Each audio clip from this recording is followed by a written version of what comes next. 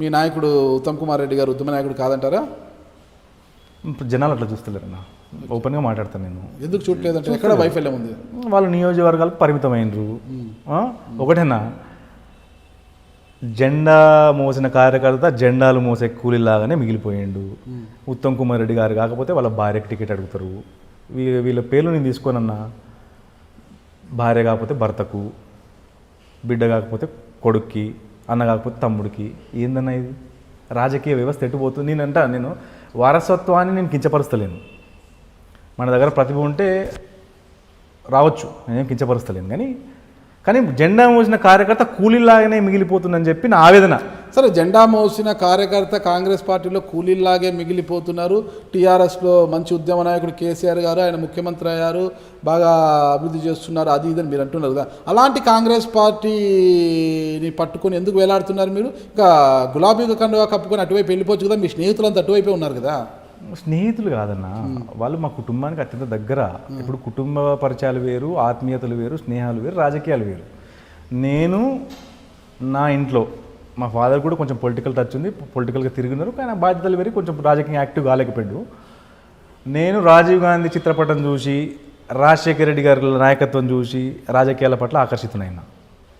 నేను రాజశేఖర రెడ్డి కుటుంబానికి ఈవెన్ నేను కాంగ్రెస్లో ఉన్నా, రాజశేఖర రెడ్డి కుటుంబానికి అత్యంత వీరాభిమానం మా కుటుంబం అంతా కూడా. జగన్మోహన్ రెడ్డి గారు కదా, జగన్మోహన్ రెడ్డి గారు కూడా చెప్తున్నా. నేను అదే చెప్తున్నా, రాజశేఖర రెడ్డి గారి లాంటి నాయకుడు, వైఎస్ జగన్మోహన్ రెడ్డి గారి లాంటి నాయకుడు తెలంగాణకు ఎందుకు లేడా అని ఇప్పటికీ బాధపడుతున్నాను నేను. కేసీఆర్ గారు ఉన్నారు కదా.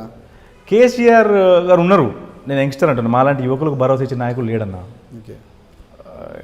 నాకు లేడని నేను ఇప్పటికీ మదన పడుతున్నా. ఇప్పుడు ఆ నాయకుల్ని దూరం చేసుకుంది మీరే కదా. దూరం చేసుకోదు, వాస్తవమే, అది మీ పరిస్థితి తెలుసు. మేమంటే మేము కాదు, మా అధిష్టానం. ప్రత్యేక తెలంగాణ కావాలని మీలాంటి విద్యార్థులంతా కూడా అప్పుడు పెద్ద పెద్ద ఉద్యమాలు చేసి బస్సులు తగలబెట్టి నానా యాగేసి మొత్తం తెలంగాణ సాధించుకున్నారు. తెలంగాణ సాధించుకున్న తర్వాత జగన్ గారిని నేను జగన్మోహన్ రెడ్డిని ఇక్కడ రమ్మంటలే. అలాంటి నాయకులు మాకు నాయకుడు ఉన్నప్పుడు కోరుకోలేదు కదా. అలాంటి నాయకుడు మాకు దాంట్లో తయారైతలేడు. ఒకవేళ తయారైనా అధిష్టానము ఇలాంటి సీనియర్ లీడర్ ఉంటారు కదా, ఏజ్ బార్ లీడర్స్, అదొకటి ఇదొకటి చెప్పి ఇప్పుడు రేవంత్ రెడ్డి గారు undoubtedly Revanth Reddy is a fire brand. మన కాంగ్రెస్కి ఫ్యూచర్ కావాలంటే రేవంత్ రెడ్డితో సాధ్యమన్నా. నేను నా వ్యక్తిగత అభిప్రాయం. నాకు చాలా మంది ఉత్తమ్ కుమార్ రెడ్డి గారు, బట్టి విక్రమార్క గారు వీళ్ళ వల్ల ఫ్యూచర్ లేదంటారు కాంగ్రెస్ పార్టీకి? లేదు, నా వ్యక్తిగత అభిప్రాయం. శ్రీధర్ బాబు గారు కావచ్చు, వీళ్ళందరూ ఉన్నారు కదా. నేను రేవంత్ రెడ్డి అంటాను, వాళ్ళ గురించి నేను కమెంట్ చేయ అంత పెద్దను కూడా కాదు. రేవంత్ రెడ్డి లాంటి నాయకుడు. మీ అన్న చాలా మంచోడు అంటే మీరు చెడ్డోడే కదా అర్థము. ఎవరన్నా? మీ అన్న చాలా మంచోడు అంటే మీరు చెడ్డోడే కదా అర్థము. చెడ్డోడు అనన్నా, నేను చెడ్డోడు అనను. వాళ్ళ దగ్గర ఉదయ్ చంద్ర రెడ్డి, భానుచంద్ర రెడ్డి ఇద్దరు అన్నదమ్ముళ్ళు. భానుచంద్ర రెడ్డి చాలా మంచివాడు అంటే అప్పుడు ఉదయ్ చంద్ర రెడ్డి చెడ్డోడైనా మంచోడైనా? నేను ఇందాకనే చెప్పిన, చూసే పర్సెప్షన్ ఒకలాగా ఉంటుంది. ఇప్పుడు రేవంత్ రెడ్డి కేసీఆర్కి తగ్గ నాయకుడు ఎవరు అని చూస్తే తెలంగాణ రాజకీయాలు మీరు భూతద్దం వెతికినా మిమ్మల్ని చెప్తే ఎవరన్నా ప్రశ్నించే నాయకుడు ఎవరు అంటే రేవంత్ రెడ్డి అంటారు నిజంగా కూడా. కాకపోతే ఇప్పుడు చాడీలు చెప్పే నాయకులు ఉంటారు కదా అన్న, వాళ్ళు పోయి అధిష్టానానికి ఏదో చెప్పి ఇలా ఇప్పటికే మీరు అన్నట్టు వైఎస్ జగన్మోహన్ రెడ్డి గారిని గొప్ప నాయకుడిని దూరం చేసుకుంది. ఇప్పుడు అదే విధంగా చేస్తే మాత్రం ఈయన కూడా, నేను అదే చెప్తున్నా, రేవంత్ రెడ్డి గారు బీజేపీలో ఉన్నా, బీజేపీకి పోయినా, టీడీపీలో ఉన్నా, కాంగ్రెస్లో ఉన్నా, రేవంత్ రెడ్డి గారే ఆల్టర్నేట్ లీడర్ 100%. రాజకీయాలకు అది చిన్న వయసులోనే వచ్చారు మీరు. రాజకీయాల్లోకి రావడానికి మీకు స్ఫూర్తి ఎవరంటారు? రాజశేఖర రెడ్డి, మా తాతగారు, రాజీవ్ గాంధీ గారు, వాళ్ళ స్ఫూర్తితో నిజంగా కూడా నేను ఇంట్లో అనుకోకుండానే అన్న, మా ఇంట్లో రాజీవ్ గాంధీ చిత్రపటం ఉంటుంది ఇంట్లో చిన్నప్పటి నుంచి, నా చిన్నతనం నుంచి కూడా చూసి నేను రాజకీయాల వరకు ఇంటికి వచ్చిపోతుంటారు కదా. మా తాత 35 ఏళ్ళు సర్పంచ్ చేసింది మా హెడ్ క్వార్టర్కి, మా గ్రామ పంచాయతీకి. ఇంటికి వస్తుంటారు కదా, అట్లా నాకు తెలియకుండా నా మీద నాలో నాయకత్వ బీజాలు పడ్డాయేమో. స్ఫూర్తి ఏం నేర్చుకున్నారు? చూసి ఏం ఆశించకుండా, నేను ఇప్పుడు చెప్తున్నాను, ఏమీ ఆశించకుండా నాయకత్వం చేసి ప్రజలకు సేవ చేయడం అని నేర్చుకున్నాను. ఏమీ ఆశించాలి ఇప్పటివరకు కూడా నేను చెప్తున్నా కదన్నా. నాకు ఫ్యూచర్లో కాంగ్రెస్ పార్టీ అవకాశం ఇచ్చినా ఇవ్వకపోయినా మా ఆలేరు ప్రాంతం ఎక్కువ రైతాంగం మీద ఆధారపడి ఉంది. మా ఆలేరు ప్రాంతం అంతా కూడా రైతాంగం మీద ఆధారపడి ఉంది. నేను ఇప్పుడు చెప్పిన ఇందాక కేసీఆర్ గారు గొప్ప ఉద్యమ నాయకుడు అని చెప్పిన, ఇప్పుడు వాళ్ళు చేసిన తప్పుల గురించి చెప్తాను. నేను ఇప్పుడు రీసెంట్గా కొండపోచమ్మ రిజర్వాయర్ అని చెప్పి ఓపెన్ చేసింది, మీకు తెలిసి ఉంటుంది. ఆ కొండపోచమ్మ రిజర్వాయర్ కంటే ముందు మా భువనగిరి ప్రాంతంలోని బస్వాపురం రిజర్వాయర్ని శంకుస్థాపన చేసి ప్రతిపాదన సిద్ధం చేసిండ్రు. అది 11 టీఎంసీ ఏమో, 11 టీఎంసీలు. అక్కడ మన తుర్కపల్లి, మా ఆలేరు నియోజకవర్గ ప్రాంతంలో తుర్కపల్లి మండలంలోని గంధమల్ల చెరువు, అది అది మంచి చెరువు, అప్పటికి 1/2 టీఎంసీ ఉండే చెరువు. అది స్వతహాగా మంచి రిజర్వాయర్. అది ఇదంతా ఆర్టిఫిషియల్. అది 7 టీఎంసీయా? 9 టీఎంసీ. అది 9 టీఎంసీ. ఓకే. బసవాపూర్ రిజర్వాయరు కాంట్రాక్టర్లకు రీడిజైన్ పేరుతో, అప్పుడేమో కాంగ్రెస్ గవర్నమెంట్ ప్రాణహిత చేవెళ్ళ ప్రాజెక్ట్ అని చెప్పి దాన్ని రీడిజైన్ చేసి కాళేశ్వరం ప్రాజెక్ట్ చేసింది. దానిలో 16వ ప్యాకేజ్ ఏమో బసవాపురం రిజర్వాయరు, 15వ ప్యాకేజ్ వచ్చేసి ఇది మన గంధమల్ల రిజర్వాయర్. ఈ బసవాపురం రిజర్వ్ ఇంకా బునాది కానీ ఉందన్న, పునాది తీస్తూ చిన్న చిన్న వర్క్ జరుగుతుంది. వీళ్ళు వచ్చి ఏమంటారు, స్థానిక ఎమ్మెల్యే, స్థానిక నాయకులు, స్థానిక మంత్రులు వచ్చి ప్రెస్ మీట్ పెట్టి జూలైలో సాగునీరు అందిస్తామంటారు. ఎట్లా అందిస్తారు? ఎందుకని మభ్య మాటలు? నేను కాంగ్రెస్ పార్టీ నాయకునిగా ఏదో విమర్శ చేయాలంటలేనా, నేను రైతుల పక్షాన, నేను కూడా రైతు కుటుంబంలో పుట్టిన, రైతులకు ఎంతో కొంత న్యాయం జరగాలని చెప్పి నా వాయిస్ వినిపిస్తున్నాను. మరి అందుకోసం మీరేం చేస్తున్నారు? నేను ఫ్యూచర్లో రానున్న కాలంలో నేను మీలాంటి మీడియా వాళ్ళు సపోర్ట్ చేస్తే జలదీక్ష అనే పేరుతో నీ పెద్ద ఎత్తున ఉద్యమాలకు సిద్ధమవుతాను. నేను మీడియా ఎప్పుడు సపోర్ట్ చేయాలని ఆలోచించకూడదు, మీరు చేసే కార్యక్రమం బట్టి. నేనేమంటున్నా అంటే నేను ఒక నియోజకవర్గ స్థాయి నాయకుడిని. నేను చెప్తే గవర్నమెంట్ దాకా పోవాలంటే మీడియా చేరే ప్రతినిధే కదా. ఒక చిన్న ఎగ్జాంపుల్ చెప్తాను మీకు. చెప్పండి.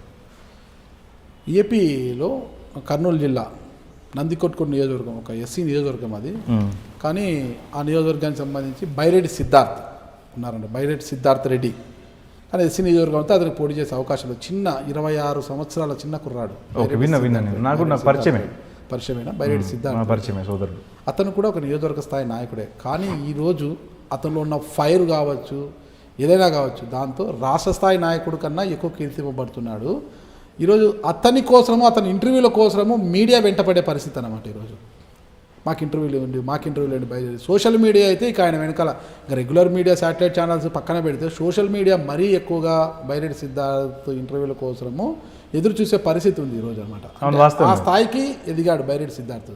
మరి మీరు కూడా ఆ స్థాయికి ఎదగాలి, కానీ మీడియా నాకు సపోర్ట్ చేయాలి, మీడియా సపోర్ట్ చేస్తే అవి చేస్తా ఇవి చేస్తా అనడం ఎంతవరకు కరెక్ట్? నేను సపోర్ట్ అనలేనా, వారధి ఉంటే అంటున్నా. నేనేమంటున్నా, మీరు చేసే కార్యక్రమాలను బట్టి మీడియా మీకు వారధిగా నిలబడుతుంది. చేసేది ఏదైనా మంచి కార్యక్రమము, దాంట్లో న్యాయం ఉంది అనుకుంటే వారధిగా నిలబడుతుంది. అన్న, బైరెడ్డి సిద్ధార్థ్ రెడ్డి కర్నూలు జిల్లాకు చెందిన సోదరుడు, నాకు కూడా పరిచయమే సోదరుడు. బైరెడ్డి సిద్ధార్థ్ రెడ్డికి ఫైర్ ఉన్నట్టు నా రక్తంలో ఫైర్ ఉంది. తెలంగాణలో ఉదయ్ చంద్రెడ్డికి పరిస్థితులు వేరు, రాయలసీమలో సిద్ధార్థ్ రెడ్డి పరిస్థితులు వేరు. ఆయనకు సంబంధించి వాళ్ళ కుటుంబానికి కొంచెం మంత్రి స్థాయి తాత ఉన్నాడు కాబట్టి వచ్చింది. ఆ ఫైర్ కూడా నాకు కూడా ఉంది. అదే ఫైర్ చూసి నన్ను దొక్కాలని చూసిండ్రు మా జిల్లాలో. ఇప్పుడు కూడా మీకు తెలియదు ఏం లేదు, బైరెడ్డి సిద్ధార్థ్ రెడ్డిని సీనియర్ నాయకులందరూ తొక్కే ప్రయత్నం చేస్తుండ్రు. నేను ఒకటే చెప్తాన్నా, గజల్ శ్రీనివాసే ఒక సూక్తి చెప్పిండ్రు, కెరటం నాకు ఆదర్శం, పడి లేస్తున్నందుకు కాదు, పడినా లేస్తున్నందుకని. నేను సిద్ధార్థ రెడ్డి ఇద్దరం సోదరుడు, నాకు పరిచయం, మంచి మిత్రుడు, సోదరుడు. ఎగిసి పడతాం కెరటాలు లెక్క. ఎవరు ఆపరన్నా, ఇన్బిల్ట్ మనకు నాయకత్వం ఉన్నప్పుడు ఏ పార్టీ సపోర్ట్ కూడా అవసరం లేదు, ఏ మీడియా సపోర్ట్ కూడా అవసరం లేదు. మీరు అన్నట్టు నేను అదే చెప్తున్నా, మీడియా సపోర్ట్. నేను ఎందుకన్నా అంటే అన్న, మీరు ఎదిగితే మీడియా మీ వెంట పడుతుంది, ఆ విధంగా చేసుకోవాలంటున్నాను. నాలో నా ఫైర్ ఉందన్నా, నాలో నా ఫైర్ ఉంది. నాకు పార్టీ టికెట్ ఇచ్చినా ఇవ్వకపోయినా ఆలేరు ప్రాంత రైతాంగానికి గంధమల్ల రిజర్వాయర్ ఎంత దౌర్భాగ్యమైన సిచ్యువేషన్ తెలుసా అన్న. మా గంధమల్ల ఊర్లది ఒక 5 సంవత్సరాల క్రితం ప్రతిపాదనలు తెచ్చి ఆ ఊర్లో పెంకుటిల్లు ఉంటే కూలుతున్నాయి, వర్షాకాలము ఇల్లు కొట్టుకోవడానికి పర్మిషన్ లేదు, సీసీ రోడ్లు వేయరు. ఆ తర్వాత ఆయన ప్రాంతాన్ని, కేసీఆర్ గారు ఆయన ప్రాంతాన్ని కోనసీమలాగా చేసుకుంటుండు.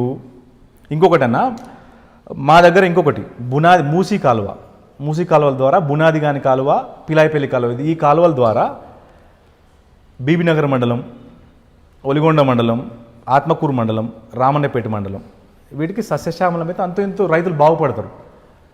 ఇప్పుడు అని కాలయాపన చేసి రైతులను మభ్యపెట్టి రైతులు ఓట్లు దండుకొని కాలయాపన చేస్తుంటున్నా. ఇప్పటికి కూడా దౌర్భాగ్యమైన సిచ్యువేషను. నేను 100% నాకు పార్టీ పదవులు అవసరం లేదు, నాకు పార్టీ టికెట్లు అవసరం లేదు.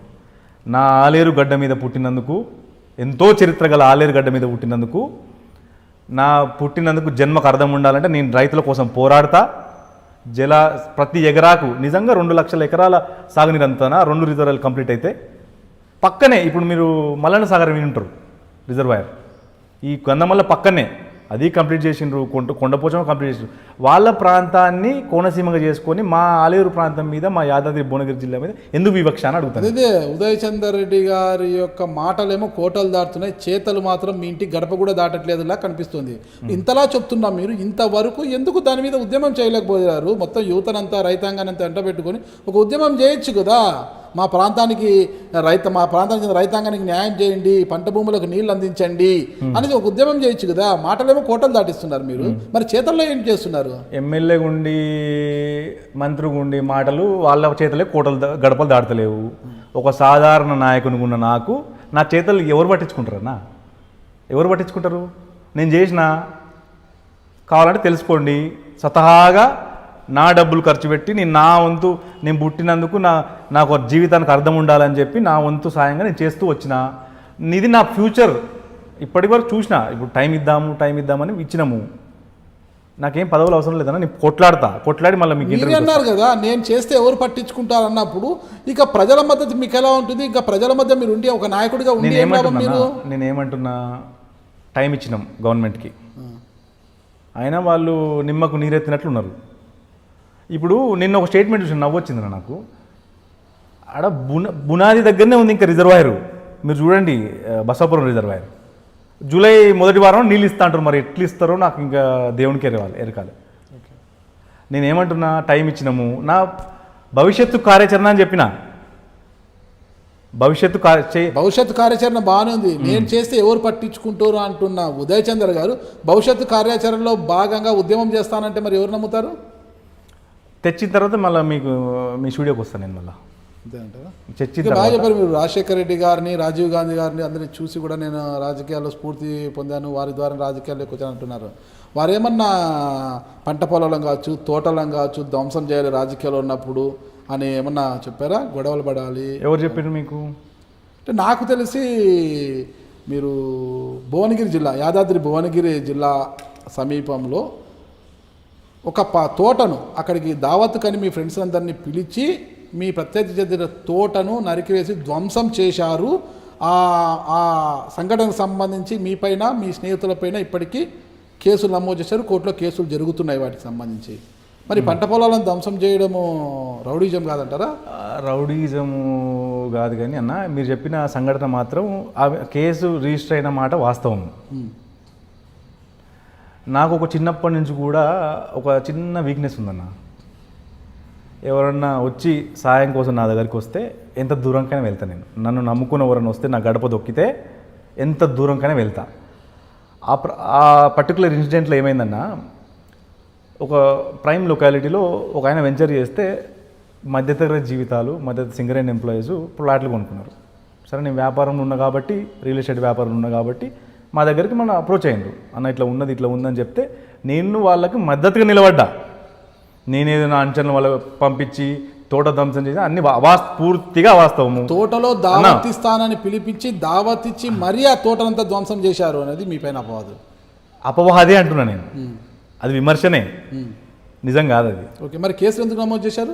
అక్రమ కేసు అన్న. నాకు ఇప్పుడే చెప్పిండ్రు గిట్టని వాళ్ళు అదోటి ఇదోటి చెప్తున్నారు, ఇంకేదో చెప్పిండ్రు ఇందాక. అసలు ఎత్తుకోవడానికి కూడా గలీజ్ ఉంది అన్నమాట. అక్రమ కేసు అని నేను గంటపదంగా చెప్తా, బల్ల గుద్ది చెప్తా అక్రమ కేసు అని చెప్పి. విమర్శలన్నీ కూడా విమర్శలు మాత్రమే, వాస్తవాలు కాదంట. వాస్తవాలు కాదన్న. వాస్తవం అంటే నేను ఒప్పుకుంటాను. నేను చెప్పిన పోయిన మాట వాస్తవము, వాళ్ళకి మద్దతు నిలబడ్డ మాట వాస్తవము. అక్రమ కేసు మద్దతు నిలబడ్డా అని చెప్పి నేను పోయినా కదా అని చెప్పి నన్ను ఇరికిచ్చింది ఆ కేసులో. అక్రమ కేసు అనవసరంగా నేను అన్న 2014 ప్రాంతంలో నేను నిండా 20 సంవత్సరాలు కూడా లేను. నా వ్యక్తిత్వం చెప్తాను మీకు.